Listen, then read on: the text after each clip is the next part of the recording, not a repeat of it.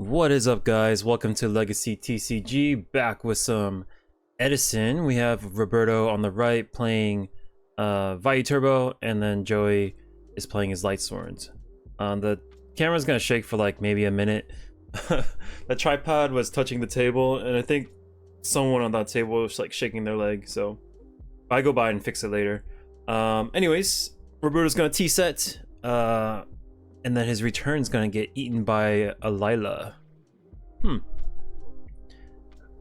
I might have waited on the return set just because like there's not a lot of stuff in there that's banished anyways. But I guess it really depends on Roberto's hand.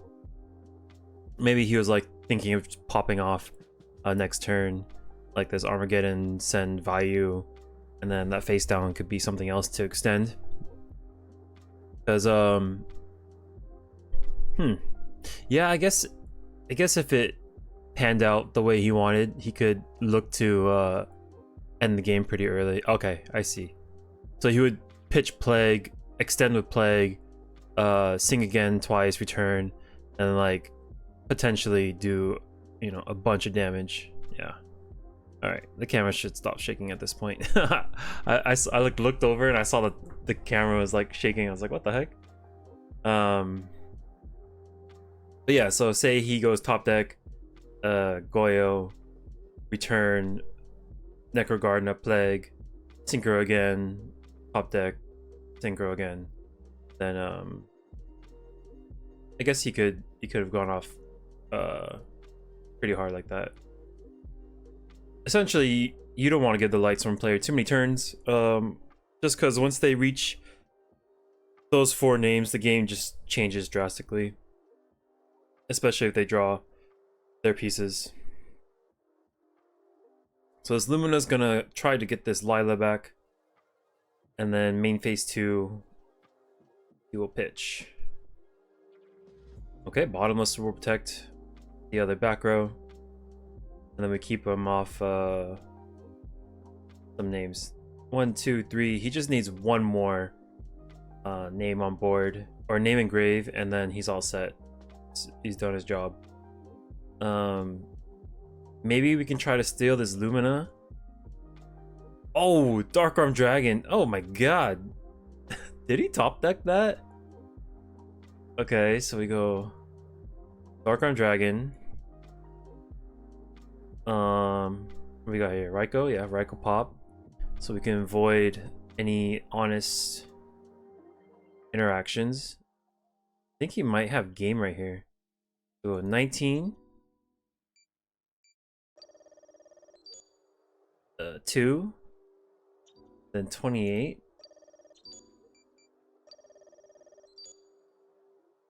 So if he takes one more 28, he'll be put down to 300. And it looks like he will Gores on the first 28. Darkroom Dragon will pop the Gores, remove another to pop the token.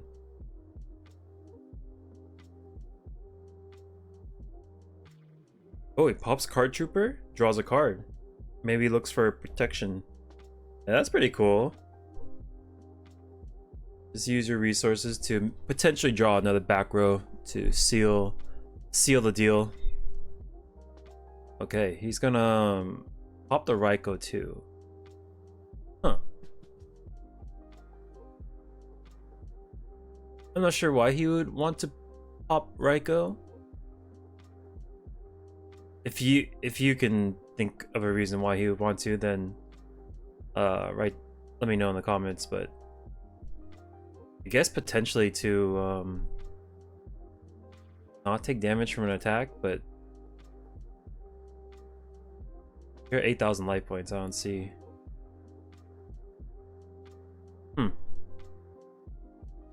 This JD is gonna come down. Gonna wipe the board, leaving Roberto with 0 cards. So he's in a very, very bad spot. If you had just enough to, a little bit more to finish the job on the last play, then Yeah, I guess there is no way for him to end it anyways, because Gores would have blocked the way. Unfortunate. So he's gonna take an attack from JD. He's gonna mill 4, and then he mills a wolf. Oh my god. Yeah, I don't think there's a lot of things you can draw to get you out of a situation. You would have to. Yeah, I can't imagine, because he already dropped the dark arm. He dropped everything. He just potentially could just pay 1,000 life points, wipe that face down. But he does have a Necro Engrave from Burial, so let's see how Joe decides to navigate this. Let's go Monster Reincarnation, get Celestia, sack it, mill 4. Oh, it was a Morphing Jar. Holy moly. Either way, I don't think Joey was interested in finding out what he was attacking into. I think he would have blown up the field either way, but he's just covering all his bases, gonna play it the best to his abilities. Because if he did pay 1,000, he'd go down to 11. Something went wrong. He'd pay another 11, then like, yeah, he'd be at really low life points. He'd just die. Trap Dust Shoot. Okay. Oh my god, that hand's pretty strong. Quadra Light Brigade, Monster Reincarnation. He sends back the power card in JD, and he's gonna charge away. 1, 2, 3. No Lightsworns, unfortunately. So Lumina is not as strong. But you can't get another mill component, so he might, yeah, he'll opt for the Raikou. Raikou will kind of stop too much, like it'll stop like some pressure. It'll alleviate some pressure if Roberto like goes all out. Okay, we just pass. Is that another pass? Wow. Could be another Raikou. I think he runs like 2 or 3 Raikou.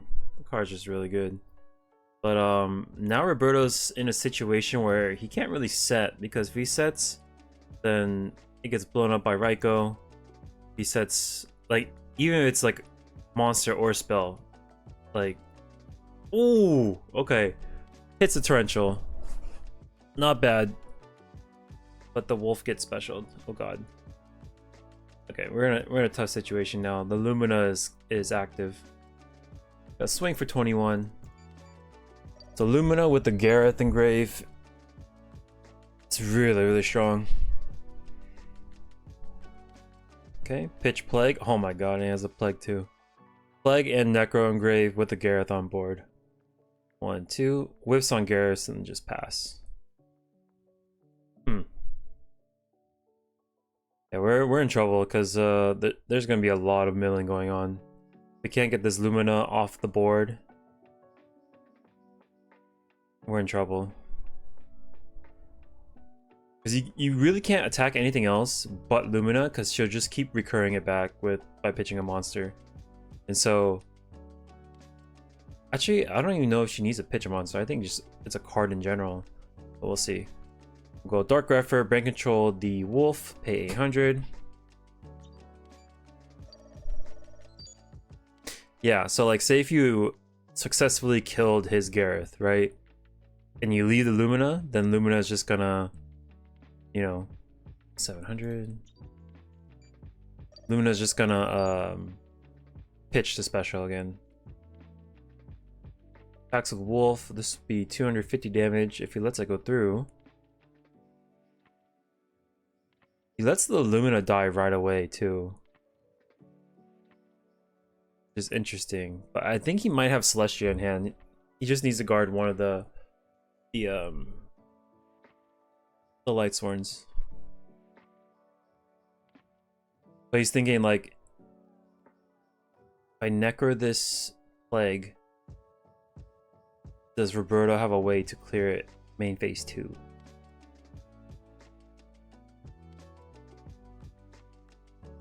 Okay, he will necro. Oh wow, huh.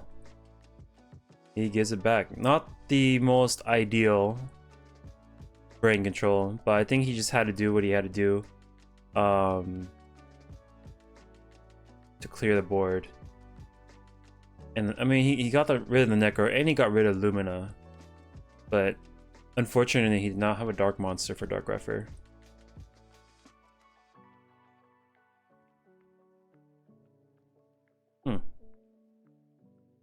The set 4 back row is kind of scary for Joe, because if he sacks for Celestia, like, he can't really just destroy 2.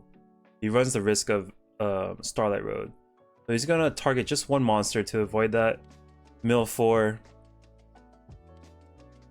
yeah, yeah, just the set 4 kind of sets alarms in Joe's head. He's like, you know, he could be bluffing Starlight Road, or, you know, there is one back there, and if there is one, then like we can't run our stuff into it. Otherwise, we might just lose the game off that. Pot of Avarice. We'll send back the non-Lightsworns. Okay. Got 1, 2 names engraved. No DD Crow from Roberto.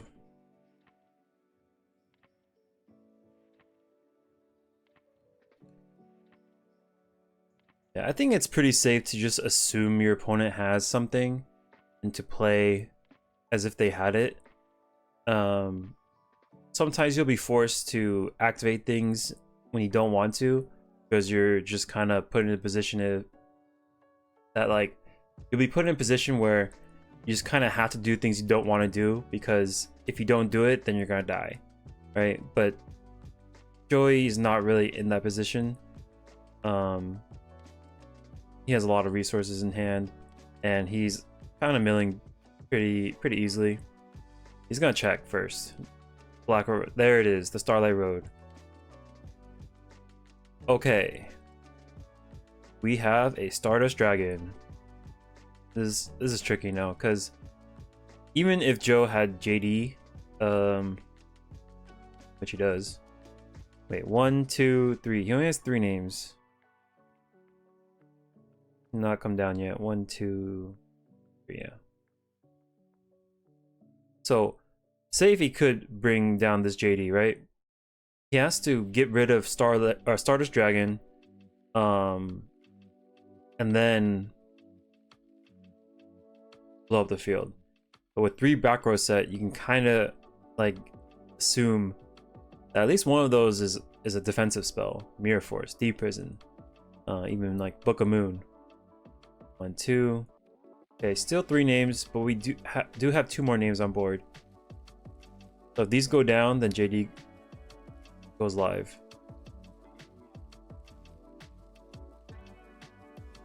Okay, impressions the wolf summon. And now that 4th name is active, but there's another layer of protection for Roberto inside Royal Oppression. Now Joe has to move past this oppression. We'll attack 300 right there, and then he's gotta get past this Stardust, and then he can blow up the field. So there's a lot of steps. Step 1, we gotta get rid of oppression. Step 2, get rid of Stardust. Before we get rid of Stardust, we have to navigate 3 face down traps or spells. We'll mill 3. Not hitting the Vayus, just Siroko's is what we're seeing. I think we just got 1 Sirocco. Yeah, 1 Sirocco, 1 Dark Refer. Right. Raiko is gonna target Stardust Dragon. He will use my body as a shield. Instead of sacrificing the Stardust. The monster or solar recharge for 2.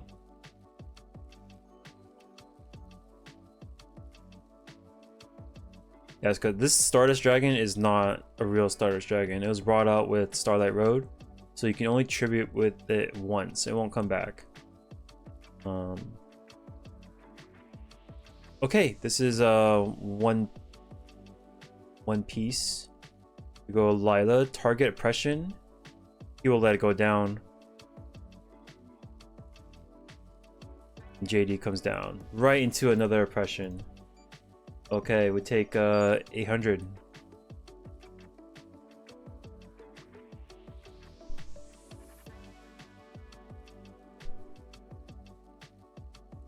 What do we do now?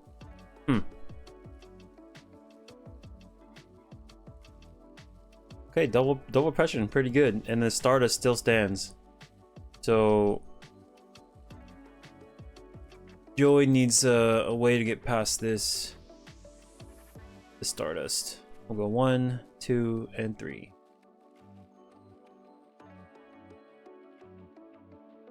Mill 3. Not the hottest mills again. It's just Armageddon. This is kind of like the thing with milling. It's kind of RNG. We will set attack. Set another. Hopefully that's defensive. Because Roberto's kind of low. He's at 2k.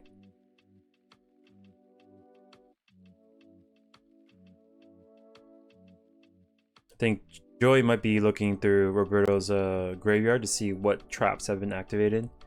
Maybe like count how many deep prisons, how many mirror forest bottomless. So you can like kind of math out the chances of what those two face downs could be. I think I saw 1 deep prison, 1 mirror force. Okay, Jane. We will monster reincarnation. Targeting. Uh-oh. He attacks? Is there a defensive spell? No, there is not. He will pitch the Honest to end the game. Dang. I think, let's see. Yeah, face downs was set Vayu, set, I think, Burial, and an MST. So these cards were not protection for Roberto. If it was a D prison, then I think we would have gone to game 3. He would just turn Card Trooper to attack, Stardust Dragon, maybe draw something cool, and then just end the game like that. That was like Joey's Hail Mary. Very cool play. Look at that. Jane, right to Stardust, pitch Honest during a damage step, and then that will seal the deal. Okay. Cool little 2-0 from Joey. Wow. That was a fun game to watch, actually. There's a lot of like how can I say, a lot more interaction than I thought there was gonna be. Vayu Turbo being one of the strongest decks in Edison that runs Royal Oppression, so we did get to see both of those cards used, and even through double Royal Oppression, Joey found a way. So good games either way to both players. If you guys like the videos, make sure to subscribe, and I will catch you on the next one. Peace.